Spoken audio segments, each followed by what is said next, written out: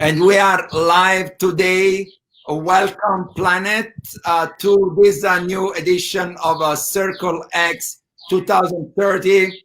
I'm so thrilled today to have John Parsiani on the show.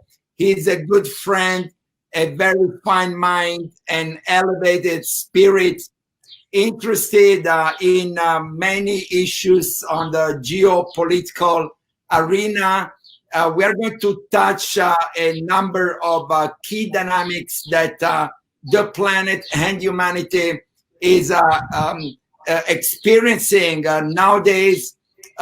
John is an expert in luxury real estate and one of the top producer of many corporates, real estate enterprises, such as Cervera and Aria and Aston Martin residences.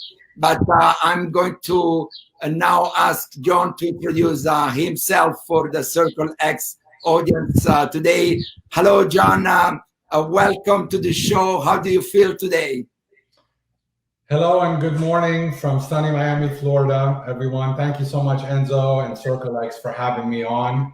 It's an honor and a pleasure to be here. Just like you mentioned, it's been an interesting times here in Miami, Florida since the pandemic. But we are in this beautiful city. We're poised and ready, and I think more than most cities, to come out of it. And we've come out of it so far beautifully. So hopefully this continues and around the world as well. And we're all happy and healthy and most importantly, surrounded by our loved ones. Absolutely, absolutely. And despite I'm live from my rose garden in this beautiful environment, but still I envy you being in Miami, Florida. And we will certainly meet again soon there and keep this conversation ongoing, John. You are a very acclaimed business leader, not only in the United States, but globally.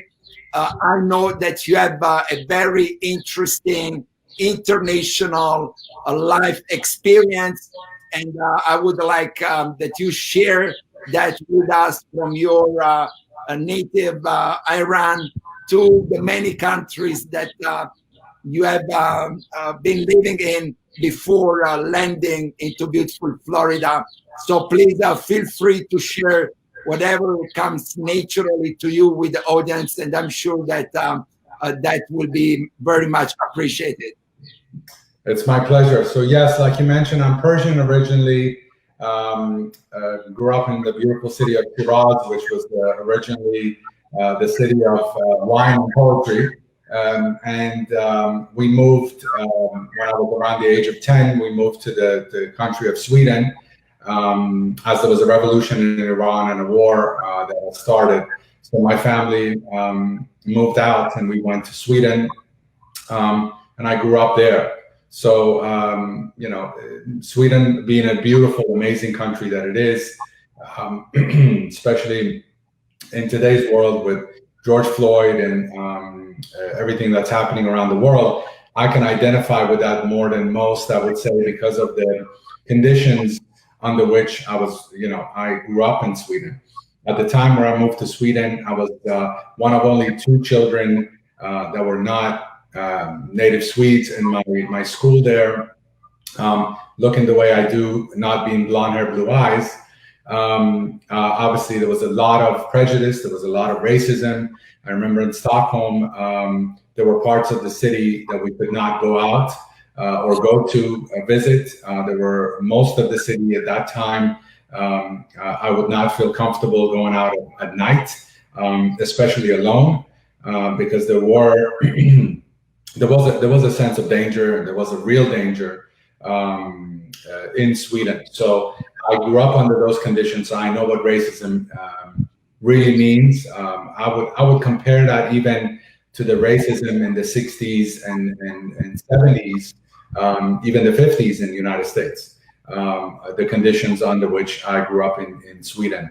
There was not one day that would go by that I did not get reminded somehow by a look or a direct comment or an action of someone that I did not belong there. That was not my place. So as a very and that kind of made me actually dive deeper into the Persian history, into where I'm from, into my roots, into why that had happened, and why we were in this foreign country where I was being reminded that I don't belong. As beautiful as it was now looking back, as fortunate as I was having been raised there, the education system, the social system, it is truly humane and very stable for a healthy lifestyle, I would say. Racism aside, of course.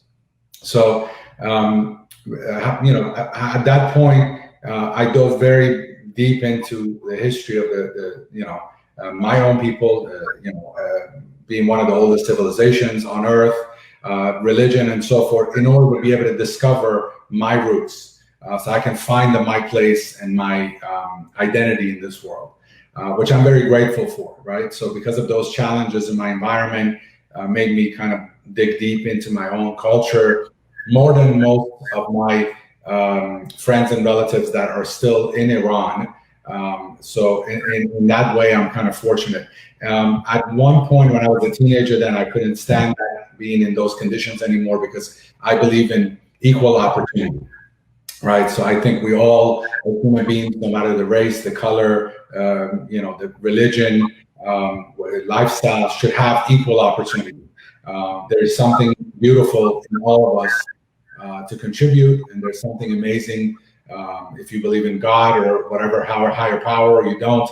I think we all serve a purpose, and we can certainly serve a good purpose on this earth by being good to one another, by uplifting one another, by educating those that are less fortunate and giving them a helping hand. So as a proud teenager, not being able to withstand that kind of a racism and that kind of an oppression at that time, I also kind of dove deep into Martin Luther King and John F. Kennedy and the United States history and the American dream, as it were. And I applied for university. I got accepted. I started my life here in the United States. I went into computer science. I had my electrical engineering in Sweden. Went into computer science. Being here all by myself at the my teens, and being new to the environment here, dropped out of college because I wasn't the computer science wasn't enough to hold me and hold my interest in this new environment. And I got a job with Delta Airlines, rose through the ranks there, got into real estate, and more than 17 years ago, I want to say, and the rest is history. And it's been a beautiful life here in sunny Miami, Florida. I went back to school, actually, back to college, university, and because I had a feeling where I had to finish what I started. And this time I went back and I got my business degree with a focus in entrepreneurship, which is near and dear to my heart. Graduated summa cum laude 4.0 full honors, and kind of did it that way. And still in real estate, represented Aston Martin Residences, the world's first and only Aston Martin brand building that we have under construction here in beautiful Miami, Florida.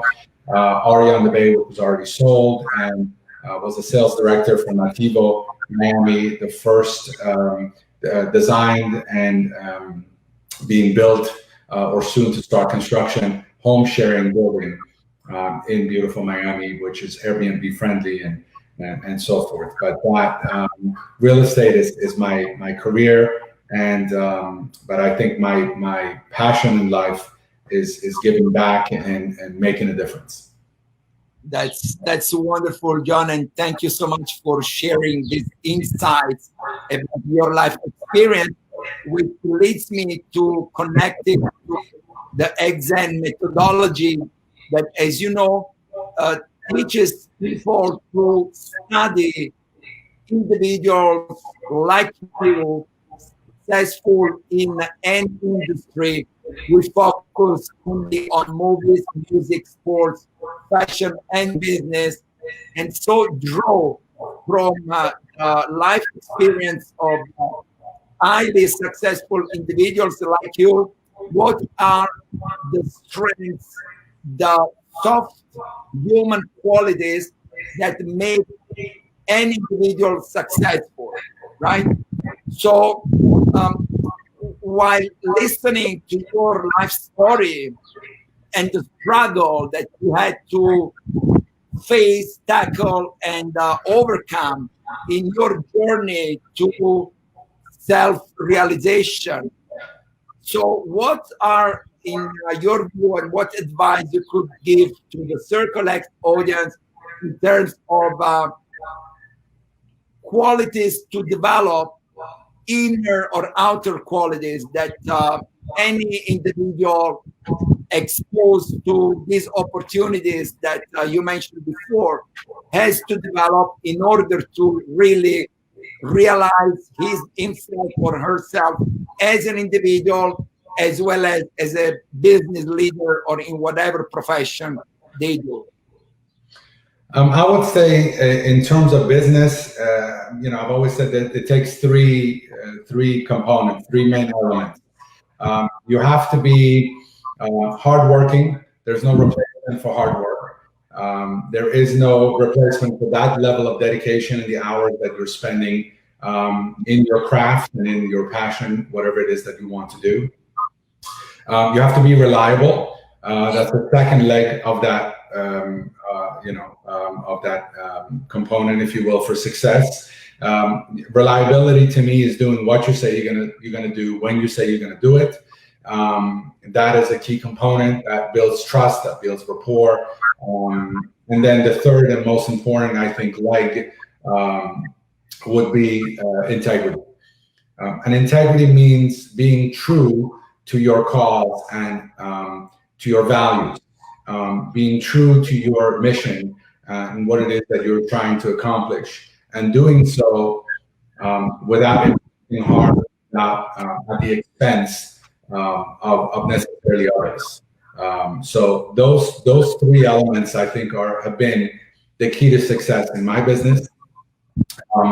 In terms of personal growth, as you mentioned, I did, having grown up in a war zone, initially in Iran, and I do remember the war that started. I have memories of the revolution and what happened after the revolution, and the war that started shortly thereafter. So being from a war zone in that sense, and having grown up in that environment, which undoubtedly affects you as a child, I had to do a lot of research into and work on myself into finding out again my core values, and what made me me, and what made me tick, and what are the, I think I go into the self motivational or inspirational world, self-help books, everything from Napoleon Hill to Jim Rohn to Tony Robbins and the seminars and everything that I attended there, which were invaluable in my self-discovery, if you will, and rewiring yourself, right? Because as the saying goes, give me a child until the age of 7, and you will build that child up from there. Most of our influences have been already instilled in us, and most of our habits, if you will, have been instilled into us by the age of 7. The vast majority by the time we're teenagers. The interesting thing that I discovered is we never go back to revisit those as an adult. So you make up your mind as to what love means or what hate means, and as a child, as an immature child, and then you act on those triggers all through your adult life.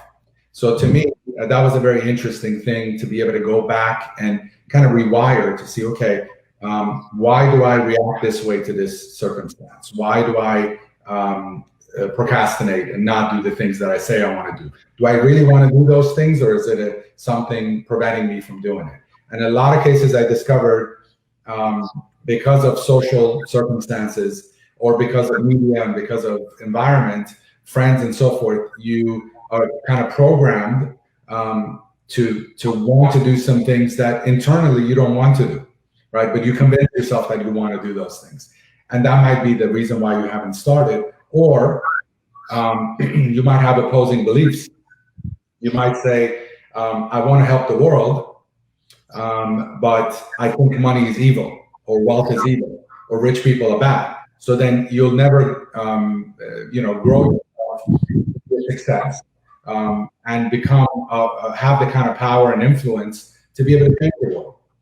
So those conflicting beliefs, I think, is what keeps us back a lot of times. And I think those are the things that are invaluable to be able to dive in, read the books. I mean, a book is nothing short of getting someone's life experience that they've had for 10, 20, 30, 50 years condensed in a week, in 2 weeks, in 3 weeks. So to me, in today's age, there's almost no excuse for ignorance.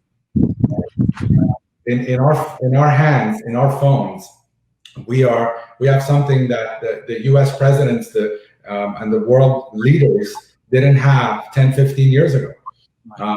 All of us have that now. So if you have a mobile phone or a computer and an internet connection, you have access to the libraries of the world, vast majority of which are free.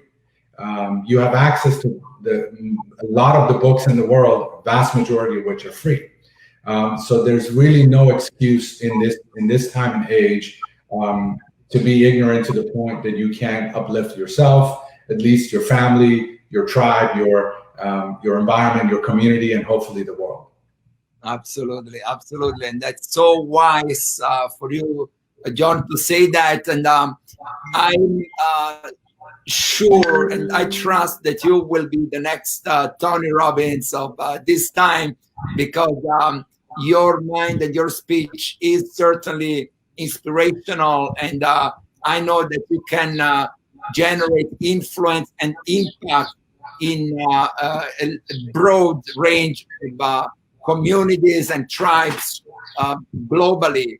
So I will do all my best to promote your growth in this space, because I really believe that you are one of those who can, disrupt the status quo internally in people and trigger that fire for inspiration, motivation, and growth. But I would like to be the next Tony Robbins, though. I respect and admire him certainly, but being me is more than enough, and I can certainly make a difference. If I can make a small difference in this world for the better, that'll be the best legacy I think that I can leave, and I hope that we all share the same beliefs in that regard. Absolutely. But two things I wanted to interact with you. One is to summarize the 3 keys to success that you mentioned before, which are hard work, reliability, and integrity, right? Mm-hmm. So that would be interesting to maybe write, some tips or some, short advice for our audience, maybe in our next conversation, or we can post them on our media to give a little bit more tools to the Circle X audience regarding these keys to success that you just mentioned, that in my view are absolutely essential, and that we have also identified in all those celebrities and highly successful people that we've been analyzing and from whom we are extrapolating the tools, exercises, tests, and creative text that we are uploading on xn.tv. So that is certainly, an area that we could explore and develop a little bit more together after this conversation, to give to our audience more content and more tools for them to, enhance their own journey towards self realization and success in whatever industries they operate. Absolutely. The second thing that I want to highlight that you mentioned is the key importance of new technologies in supporting these endeavors towards self-growth and success in whatever dimensions or whatever definitions everybody gives, right? Success, in my view, is totally subjective for somebody. I always say, and actually in one of my books, I wrote, in your 20s, success is when you find, correspondence in your other sex partner. In your 30s is your professional growth. Your 40s is making money, maybe. And later on is having good health. And towards the end of your life, you look for inner peace and, a death without regrets. So I'm just... It's actually very, very interesting, Enzo, that you say that. I have something very, very similar, actually. I always say in my 20s, basically the teenage years are the programming years. Right. The unconscious programming a lot of time and environmental programming of the mind. And I'm speaking about personal experience. It might be different for others at different stages, certainly. In my 20s, it was just basically held up in the air. I was, it was, there was no grounding. There was no, there was not much. It was basically running the programmings that was instilled in me at a younger age.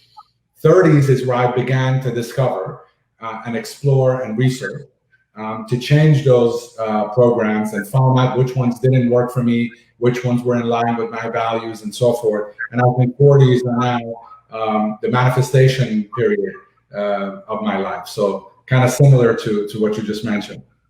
Yeah. I mean, I think that, human nature is, in the end, is very simple. Mm-hmm. And somehow we make it more complicated than it is. But, the real purpose of the Exen methodology is really to distill these drops of wisdom, of essence, like when we train our bodies or even our minds. Sometimes there are so complex and complicated, training routines or exercises that make people crazy. But in the end, the basics are the most important one.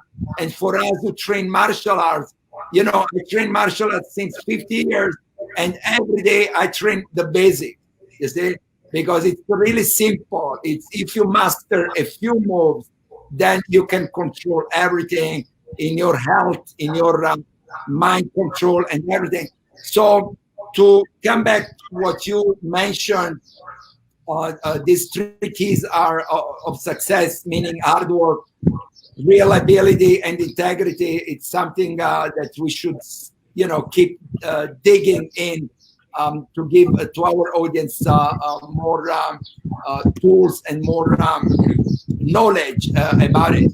So the other issue that you highlighted rightly is the importance of new technologies. And this leads me to my next question and topic for our conversation, John, which is the disruption of COVID-19 in our personal lives, in our lifestyles, in our professional environment. So that has caught me by surprise many people. But in my case, I made the transition from, traditional diplomacy to new technologies maybe more than 5 years ago. So in some way, I foresaw this dynamics, right?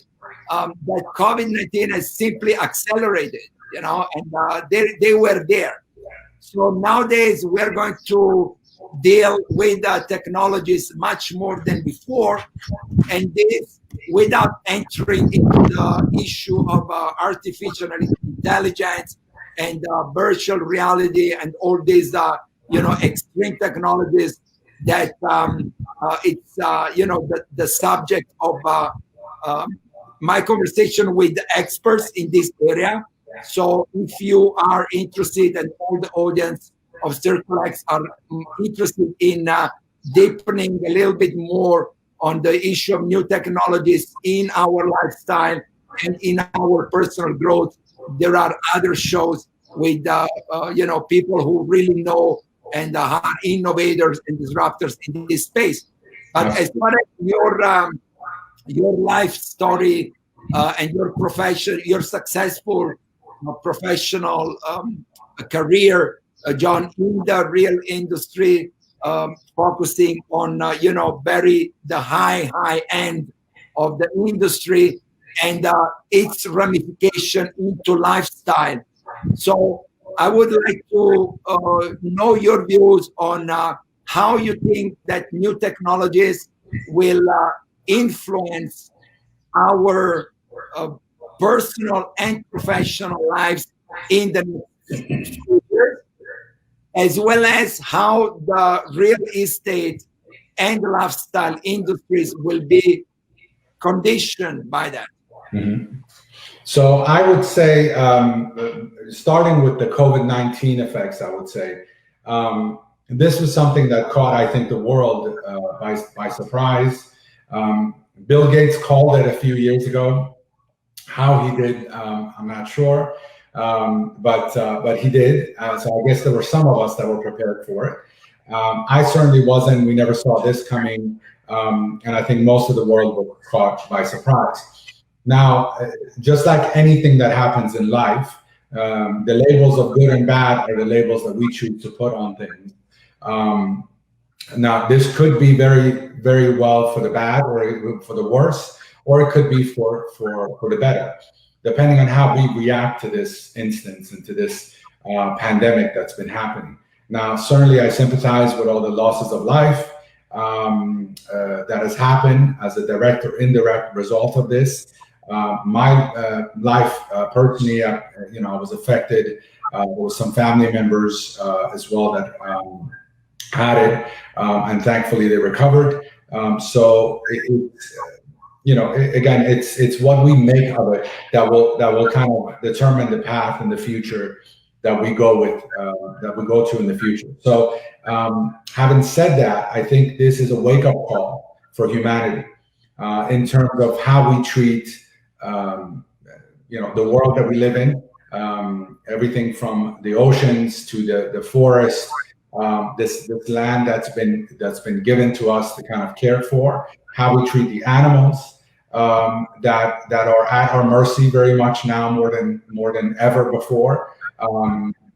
Many of which are going extinct, and we're killing them off, and how we treat ourselves in return, right? So it kind of all circles back around to us, because we're in this world.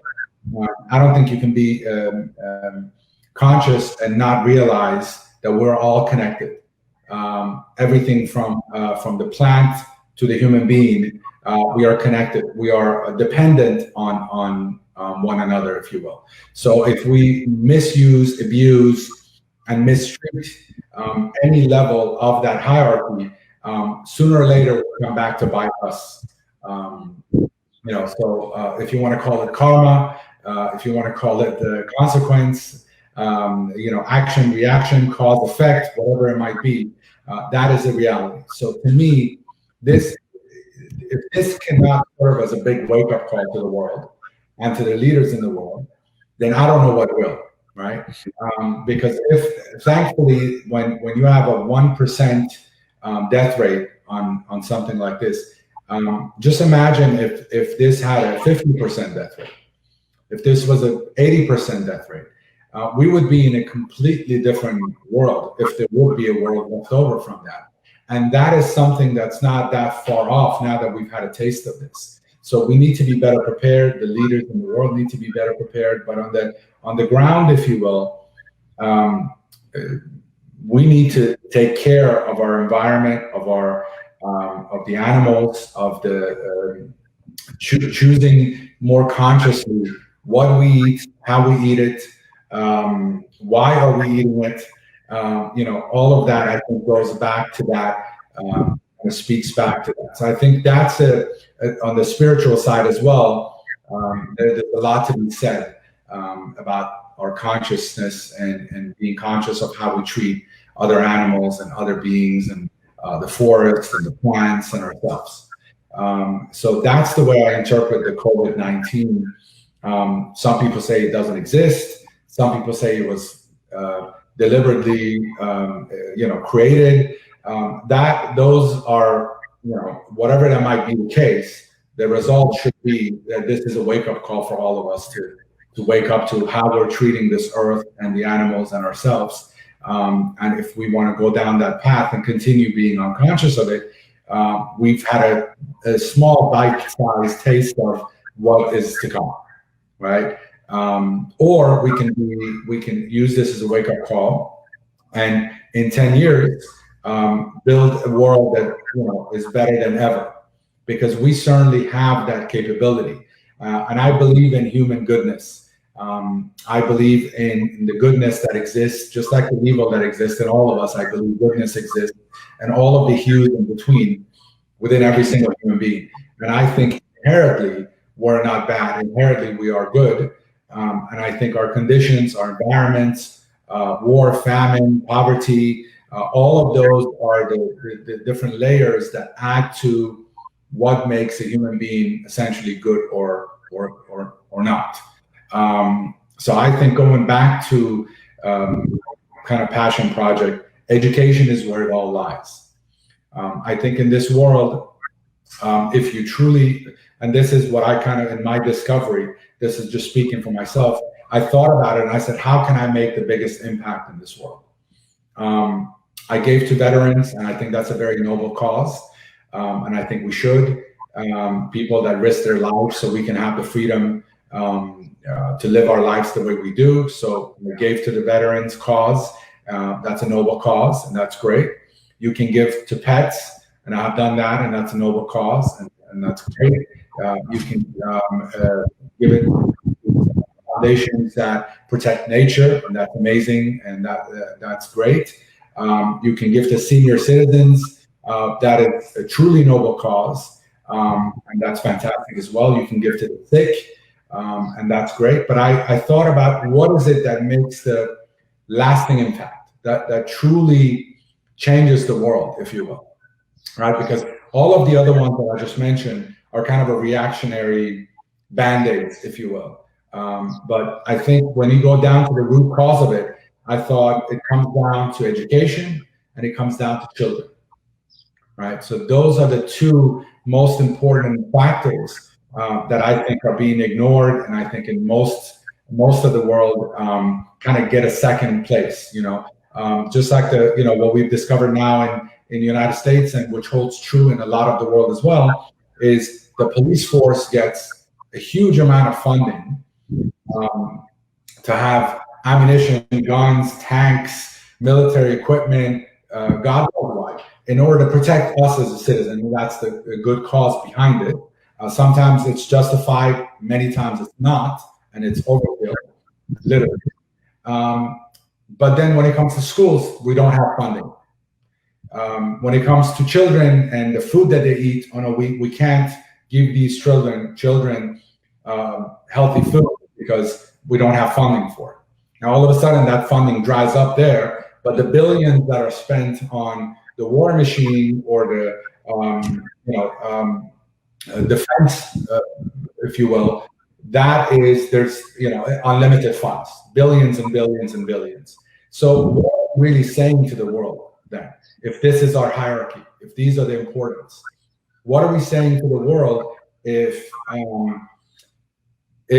we are paying attorneys that some of them say the ones that are the most lucrative, defending the worst of us and setting those free or getting them reduced sentences.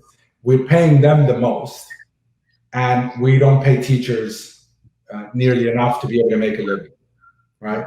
What are we saying to the world, and what message are we sending to the children that are coming after us? Are we sending our best and the brightest minds? Are we incentivizing them to want to be lawyers or teachers?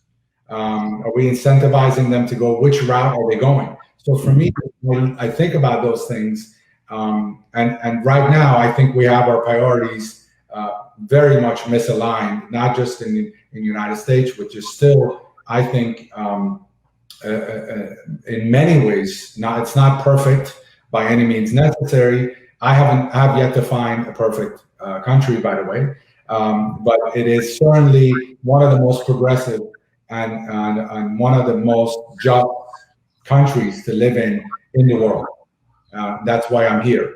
And despite the causes of injustice that exist in the system, it still beats the vast majority of the ones that I've seen in the world. And I've traveled to over 55 different countries. Actually, I believe it's more like 70 with last year's travels that I put on the map, and lived across 4 different continents.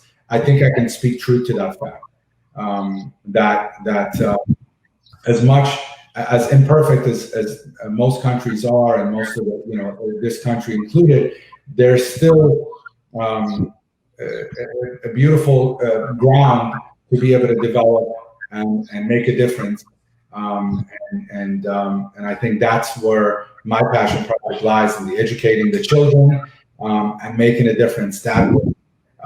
And I think that's what, hopefully, with the help of you and whichever of your viewers are, have a thought process in line with that. I would love to have that conversation more and see how we can build schools in impoverished countries. I wish I could do it in my own country, but unfortunately, because of the political conditions that are there, I cannot, and hopefully one day I'll be able to.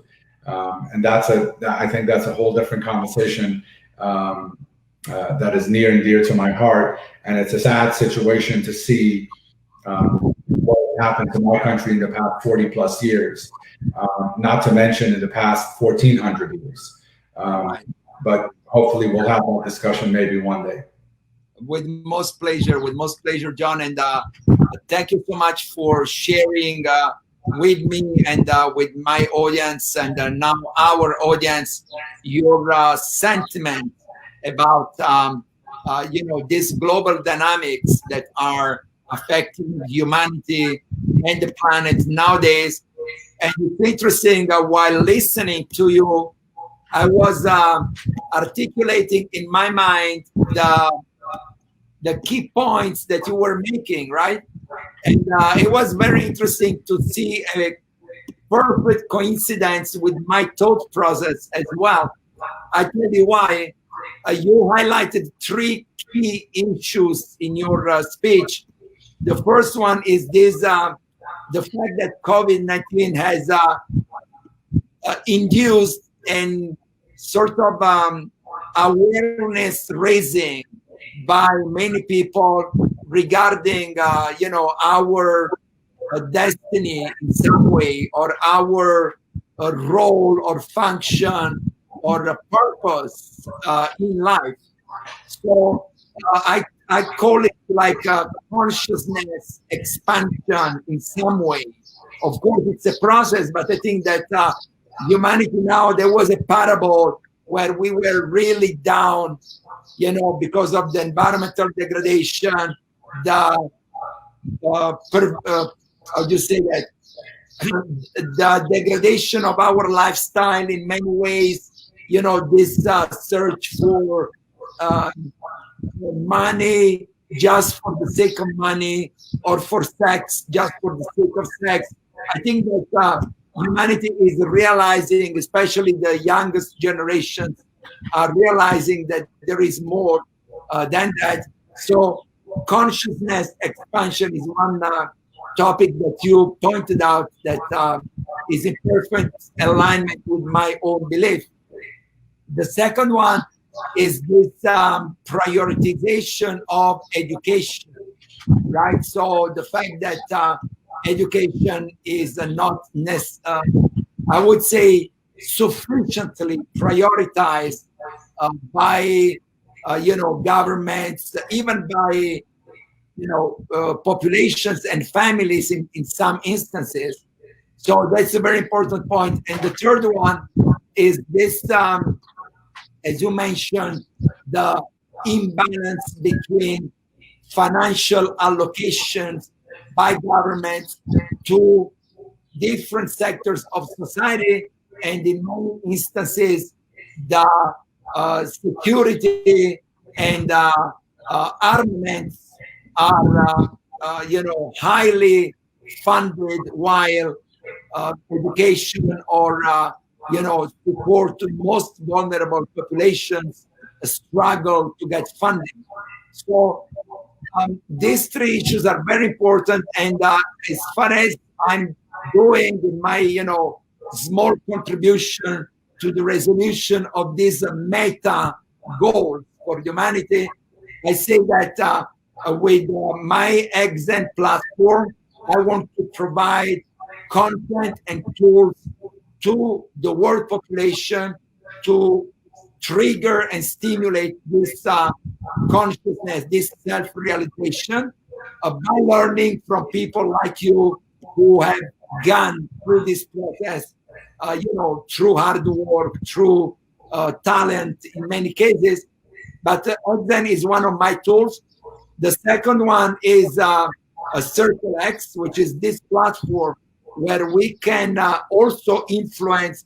And I have many governmental leaders, business leaders, high net worth individuals, human rights activists who are following this show and other content, and we can really, influence them in changing the priorities of the global agenda. Mm-hmm. And finally, in terms of education, and that leads me again to the issue of new technologies. I really believe that nowadays education is and must be mainly digital. And I tell you why, because, right now we are in two different parts of the planet, and I can still learn from you. You see? Mm-hmm. And this is due to new technologies. I can see you, I can feel you, I can listen to you, I can speak with you, and this is all possible today.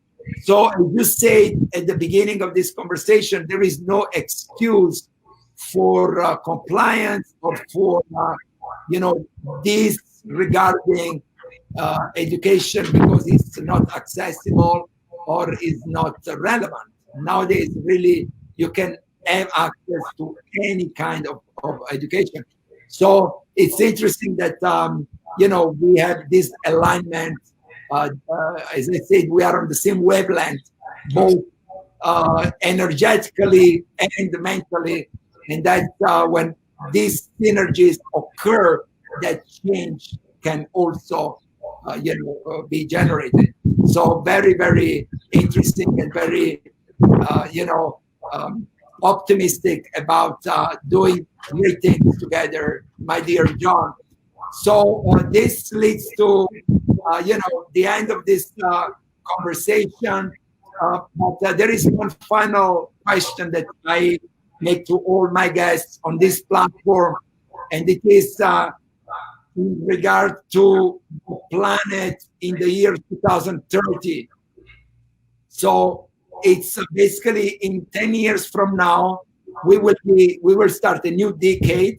We just started this current decade. So we have in front of us 10 years that all of us will live in some way, and more than living, that will shape in some form, right?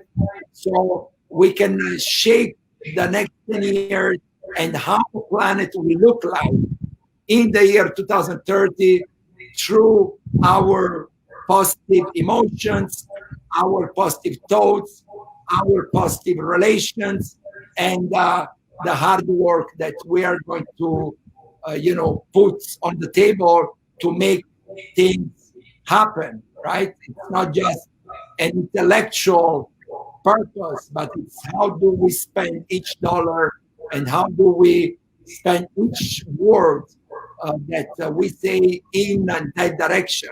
So I have my own crystal ball, and I can see, my vision of the planet in the year 2030. But today, this is your moment. This is your space.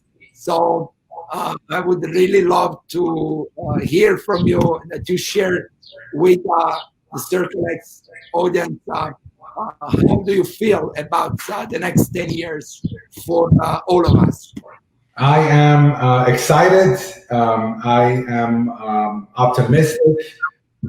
And I'm hopeful that this will be hopefully a decade of a new consciousness in human history, and a decade of a kind of a second awakening, if you will, in the human history, to the elements that I mentioned before, how we treat the earth that supports us and life, beginning to wake up to the damages that we're doing, by digging in it for oil and other precious metals, and doing so in a more sustainable way rather than kind of a virus-like activity where you take on a location, destroy it, suck out all life, and move on to the next.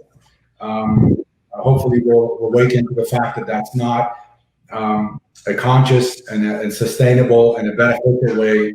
It's immediate gratification, and I think that's the age that we live in now. And hopefully, we'll come out of that a little bit and find a balance, because I think our ancestors were a little bit more on the side of delayed gratification to the extreme.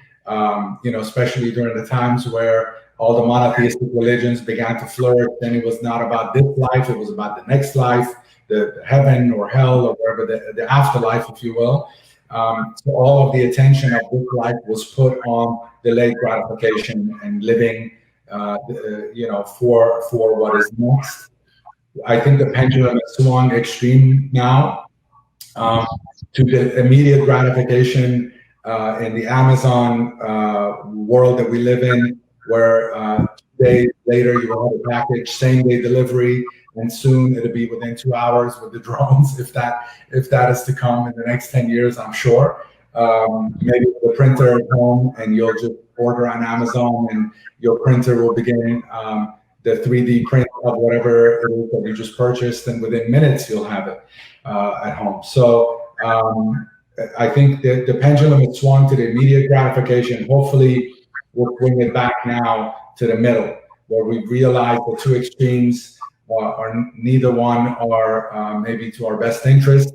Maybe the middle ground which tends to be the case in most things, is a better place to be when it comes to technology, when it comes to pretty much everything. And I think the same thing with AI, as technology kind of is progressing. There is certainly causes for concern and for being a little bit reserved in that race to have AI delivered to the world, if you will. And I think Elon Musk and Bill Gates and the ones that are the true experts and the forefront in that equation themselves have expressed concern in the dangers that could be presented if we just run headfirst and blindly into that world, thinking it's going to make our lives automatically better.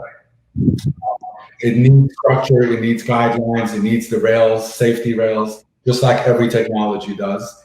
I remember back, I'm old enough to remember where pagers were around, and we used to send messages to each other by, texting messages by digits, and then turning the pagers upside down for maybe a few letters that we could understand. So, and we thought the cell phones were going to free us, and that's going to give us all the time in the world. And now, at least back in those days when I traveled, it was understood that you're traveling, you cannot be reached, right? That excuse is out of the wind, now, no matter where you are in the world, this is, gives you, I guess, the ball and chain that you have to be connected and you cannot just be missing in action, if you were. So it has its good benefits and bad benefits. So to say, back to the point of saying that, that technology needs some guardrails always, so that it progresses in the right path over the next 10 years. That would be one element, I would say. In terms of in the next years, how we develop in treating the animals of this planet, which are very much now more than ever at our mercy. I think we begin to realize in the ocean and on land that just killing them indiscriminately for some of the old values, and especially some of the Eastern countries, of one of them, which is my own, they have these superstitions for, if you will, for whatever that might be,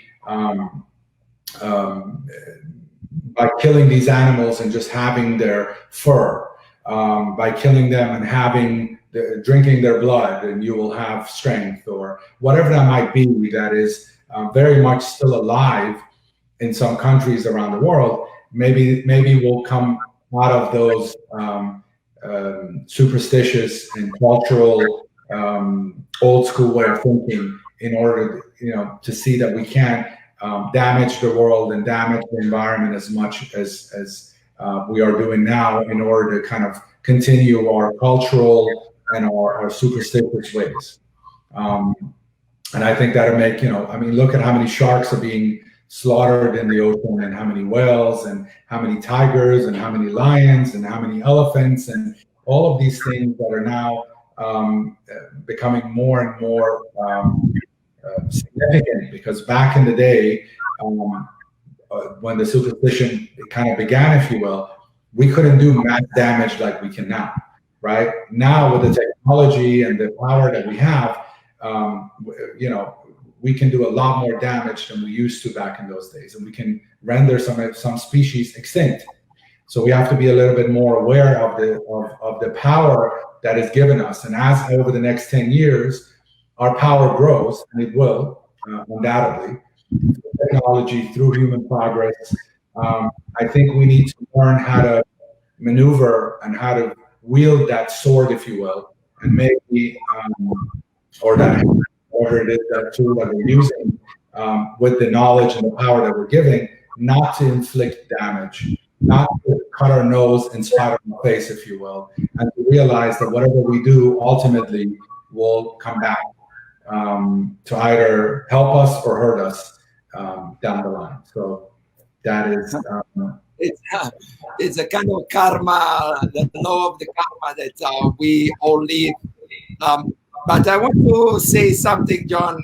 While you were speaking, I was remembering when we met the first time at Aston Martin Residences, and we had a very interesting collaboration, to help a Caribbean island to overcome some of these challenges that you just mentioned. And with my diplomatic and United Nations background, at the very beginning of my career, I had this impression of the business sector, the private sector, like a superficial or with no purpose kind of people around. But when I met you, it was clear to me by intuition, by feeling, that there was more than that, right? That behind the business leader, there was a thoughtful and in some way elevated human being. And if with this show, we can display some of these traits of your personalities, even to the people who know you in your business environment, but maybe have not grasped this depth of spirit and mind and heart. I think that this show has delivered some impact to your circle of people, certainly to our Circle X. These topics are of high importance to as we said before, stimulating this consciousness expansion, but on a practical side, not just on the theoretical, political, intellectual, because we can all do something, even small that it is, like Mother Teresa said, you can see the universe in one grain of sand, right? Mhm. And it's exactly our philosophy of life. So, or like Rumi said, one of my favorite Persian poets, he said, "You are not a drop in the ocean, but you are the entire ocean in a drop." exactly. And then, if you move to the quantum physics field, they explain to us that we are a hologram. So from the DNA of our cells to the movement of the stars in the universe, we all flow the same cosmic pattern, right? And that's what a hologram is. But this maybe is the subject of another conversation that we can have that would be very, very interesting too. So with that, John, I would like to thank you again heartfully. First of all, from myself to accept my invitation on this show, on this platform. This show will be broadcasted, is being actually broadcasted. I see people watching us from Brazil, Colombia, and many other countries worldwide. But we're going to also post the recorded version in all our media. And I'm sure that you're going to do the same, so that as many people as possible can have access to this content for free. There is no payment, no fee. We do that, as we said at the beginning, as a contribution to tackle some of these meta dynamics that the planet and humanity are experiencing right now. And with that, once again, I thank you so much on behalf of the Circle X audience, and I wish you all the best in your future endeavors, and we'll stay in touch. And Thank you for having me, and I hope this has been valuable for everyone involved. I'm sure that, and to the Circle X audience, please stay tuned on this channel for more enriching, inspiring, motivating content like this today with John Reza Parsiani, top producer at Aston Martin Residences in Miami, as well as business leader, thought leader, beautiful person. I'll see you all on this channel soon. Meanwhile, stay brilliant. Love. And if I can help anyone with real estate and relocating here in Miami, I will be happy to. So that's my real estate plug at the end. We all love good pitches, John. And so I see the opportunity to endorse this pitch from John. He's a absolutely top-notch professional, very reliable person, very skilled. So if any of you is thinking about investing or simply purchasing real estate in the United States, but also globally, please contact John, and he will certainly guide you in the right way. Okay, so stay warm, stay safe, and stay brilliant. Cheers. Bye. Cheers.